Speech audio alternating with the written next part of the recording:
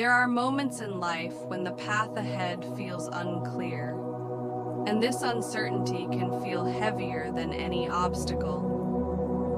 You may look around and wonder why clarity has not arrived yet, why direction feels distant, or why answers seem to remain silent. But this state is not a mistake. It is an invitation to slow down and listen beneath the noise of expectation. We are taught to believe that progress must always be visible and fast. We are encouraged to seek certainty before we move, reassurance before we trust, and guarantees before we act. Yet life does not unfold through constant confirmation. It unfolds through presence, patience, and an openness to what is quietly forming beneath the surface.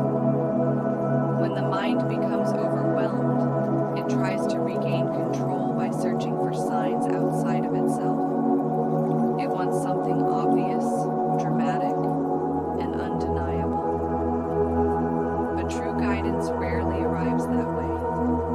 Guidance is subtle. It appears as a calm feeling, a sense of inner steadiness, or a quiet knowing that does not require explanation. Think about how nature moves through uncertainty. Trees do not question the timing of their growth.